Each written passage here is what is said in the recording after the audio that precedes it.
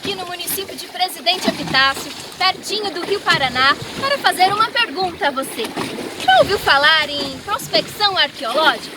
Bem, a arqueóloga Cleide Franck está em busca de evidências do nosso passado. Um terreno precisa de uma licença ambiental para que se possa extrair argila. E ela está neste local procurando evidências do nosso passado. Caso encontre, essas evidências precisam ser preservadas em um museu. Vamos conferir? Então, este trabalho de pesquisa arqueológica que está sendo desenvolvido no município de Presidente Epitácio acontece em decorrência do licenciamento ambiental de uma jazida, da exploração de uma jazida de argila. Os órgãos ambientais exigem que se faça um amplo estudo para avaliar os impactos que essas obras e empreendimentos podem suscitar. No nosso caso, na ADA, não encontramos nenhuma evidência de ocupações antigas, mas existe uma outra área próxima que estamos pesquisando, onde ficava localizado o sítio arqueológico Fogo Apagou, que foi encontrado na década de 90 pelos pesquisadores que realizavam um trabalho de avaliação de impacto ambiental para a CESP, por ocasião da construção da usina hidrelétrica de Sérgio Mota.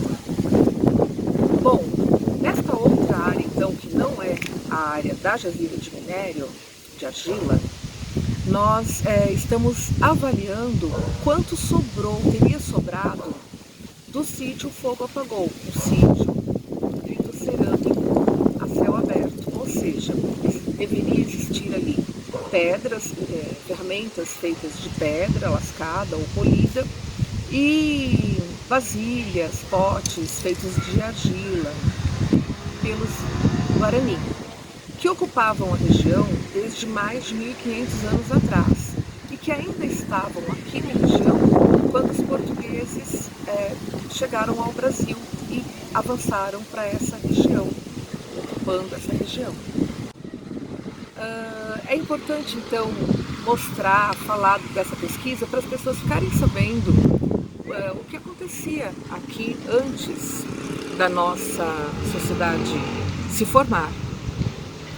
Eu tenho conversado com muita gente aqui da região e eu percebo que muitos não sabem do que se trata, apesar de haver tantos sítios arqueológicos cadastrados, mais de 30 sítios no município, e nos municípios vizinhos também existe muito vestígio de ocupação antiga, cadastrado nos órgãos, no IFAM. Mesmo assim, muita gente não sabe do que se trata. Então é importante, a gente está gravando o nosso trabalho para mostrar para as pessoas. Tudo isso vai para as escolas que não puderam estar aqui visitando o nosso trabalho por conta do isolamento social. O projeto original era que as pessoas viessem ver o nosso trabalho, participar, mas isso não pôde ocorrer por conta do isolamento social. Eu gostaria de esclarecer duas siglas que eu mencionei anteriormente. Quando eu falo ADA, eu estou querendo dizer a área diretamente afetada pelo empreendimento que está sendo licenciado. Então, neste caso, a ADA é a área de onde vai ser tirada a argila e um pouco de areia para confecção de telhas, tijolos para venda, para o consumo. Quando eu falo IFAM, a outra sigla, que é Instituto do Patrimônio Histórico e Artístico Nacional, eu estou me referindo ao órgão do governo federal que é responsável pela preservação, pela fiscalização e autorização de pesquisa que se refere aos bens patrimoniais, aos bens culturais, no caso, os bens arqueológicos, as evidências arqueológicas, que contam um pouco da nossa história. E dessa história que muitas vezes não está escrita, da história que a gente descobre através de objetos, através de construções que os humanos fizeram no passado. Eu preciso falar para vocês que as pessoas da região têm falado para mim quando eu converso com elas, que eles acham interessante esse trabalho, quando eu explico como porque eles perceberam que as coisas que as pessoas usavam falam a respeito do que elas pensavam. Parece estranho, mas é isso mesmo. Então, você entende muito do que as pessoas pensam a partir das coisas que elas constroem, que elas produzem para consumir, para viver no dia a dia. É uma forma de conhecer esse povo, conhecer os objetos, os artefatos que eles produziram e as casas que eles construíam, como eles viviam. Uma outra coisa que as pessoas acabam me falando é que tinha muita coisa lá para Santo Anastácio, lá para o outro lado do rio, da margem do rio, na margem do Mato Grosso do Sul, né? Mas as pessoas se esquecem do que tem aqui, ou não se lembram, ou não sabem. Então é importante entender que existia uma história antiga aqui na região. As pessoas também se lembram do que tinha no Egito, que estudaram na escola, no mundo antigo, na Grécia Antiga, mas tem uma história antiga no Brasil que a gente não conhece muito bem e que é fascinante.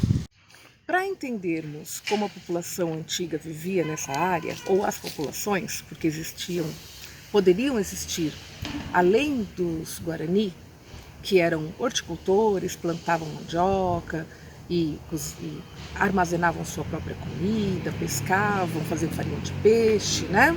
Eles tinham como ser sedentários por isso. Mas poderia existir na região também uma ocupação, ou várias, mais antigas, dos homens que não tinham aprendido ainda a plantar. Então eles caçavam, pescavam e coletavam alimentos que estavam soltos pela natureza. Os vestígios deles costumam ser instrumentos de pedra, lascada ou polida. Geralmente eles são encontrados em camadas mais profundas do solo. Bom, falando isso, como a gente encontra tudo isso? Com as escavações, as prospecções arqueológicas. Primeiro a gente faz uma caminhada, um caminhamento com as pessoas já treinadas para reconhecer o material que pode ser encontrado na área, através de um minicurso que antecede as prospecções, os caminhamentos. Nesse caminhamento, então, a gente vai tentando visualizar sobre a superfície, na superfície, em cima da terra, né? Algum instrumento, algum vestígio, algum fragmento, pedaço de vasilha quebrada que pode ocorrer. Depois disso, as escavações propriamente ditas começam. Elas podem ser de vários tipos. Nós podemos iniciar com as sondagens, os poços de sondagens, geralmente que tem 1 metro de comprimento por 1 metro de largura. E no nosso caso, nós fizemos algumas com até 1,70 m de profundidade. Não localizamos nada, não encontramos nada. Depois, a gente pode recorrer às trincheiras, que são extensas faixas bem estreitas de terreno que nós limpamos, tiramos a vegetação e vamos tirando as camadas sucessivas para ver se a gente também encontra alguma coisa. Nós fizemos várias trincheiras na região próxima de onde era antigamente o sítio Fogo Apagou. Os perfis são acidentes do terreno que já existiam antes da minha chegada aqui e que eu peço então para os trabalhadores para limpar. Limpar como? Tirar a vegetação, acertar com a vanga para ficar bem lisinho, bem retinho, para a gente poder visualizar a diferença de cor do solo, diferença de sedimentos, a existência de alguma camada de carvão, de pedras, enfim, qualquer evidência de ocupação antiga. Quando nós procedemos a essa limpeza de perfis observamos as diferenças de coloração na profundidade, nas camadas, a gente pode verificar camadas mais escurecidas com pontos de carvão. Elas podem ser duas coisas, ou fogueiras que os antigos realizavam para cozinhar o seu alimento ou se aquecer. No nosso caso, trata-se de camadas de raízes queimadas que foram produzidas através de queimadas mesmo que as pessoas que plantavam depois do plantio para limpar o terreno, elas procediam à queimada. O povo guarani era semi-sedentário. Nessa região, eles ocupavam uma vasta área, que chegava até onde hoje é o Paraguai, o Paraná. Eles foram contactados pelos padres jesuítas, quando os europeus chegaram aqui no continente. Eles trocaram conhecimentos, tanto que a cerâmica do Guarani, ela é mais espessa antes, eles fazem até objetos maiores, com uma queima menos eficiente. Eles passam a produzir objetos cerâmicos depois do contato com os jesuítas, quando eles aprendem outras tecnologias, passam a produzir objetos mais finos, mais bem queimados. Então, nesse contato entre os povos nativos, Guarani principalmente, que existiam aqui em maior número, e os jesuítas e outros religiosos depois, e, enfim, todos os europeus, todo mundo aprendeu, né? Um exemplo disso é que o primeiro livro escrito aqui no território brasileiro foi escrito pelo padre José de Anchieta, que ainda nem era padre, né? Ele veio como noviço, e nessa época ele tenta entender a língua guarani e tupi, que ele chama de língua geral, que na verdade é uma junção do tupi e do guarani que ele faz. E acaba escrevendo uma espécie de dicionário. É o primeiro livro escrito no Brasil. Um outro exemplo dessas trocas culturais entre duas culturas tão diferentes dos europeus e dos povos nativos do Brasil é a alimentação. Quando o europeu chega aqui, não tem farinha de trigo, ele pensa que vai passar fome, né? Começa a viver de caça e aprende rapidamente a utilizar a mandioca. Nos escritos do século XVI, eles mencionam o pão da terra, que é a mandioca, que é um alimento riquíssimo, né? E eles fazem um pão, então, que ao invés de farinha de trigo vai mandioca. E existem lugares em São Paulo, por exemplo, que tem essa receita, foi redescoberta, e são lugares onde as pessoas vão tomar café da manhã e imaginar como era essa vida com esse pão da terra que foi descoberto aqui, que é uma delícia. Como não foi possível termos as nossas aulas presencialmente por conta do isolamento social, eu vou mostrar para vocês o que eu mostraria durante as nossas aulas. Então, aqui eu separei algumas imagens. Nós temos a área do Rio Paraná. Aqui, nesse ponto vermelho, é a área que nós estamos estudando, onde é a jazida de argila. E mais para cima um pouco, aqui, o sítio Fogo Apagou. A área diretamente afetada. E aqui, onde hoje encontra-se o sítio Fogo Apagou, nós estudamos essa área também. Aqui nós percebemos, dentro dessa área inundada, do rio, que forma lago, na foz do Rio do Peixe, todos os sítios que ficaram inundados. E aqui é a nossa área de estudo. Mais uma vez os sítios na região, apontando aqui para a Lagoa São Paulo 2, que vai se transformar no Museu a Céu Aberto. Aqui também foram encontradas urnas funerárias, como as que nós pensamos que poderíamos encontrar na nossa área aqui em cima.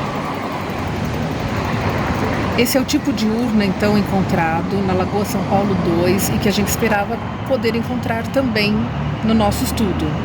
Ela é uma urna onde se enterravam pessoas dentro, né? Elas ficavam com os joelhos dobrados.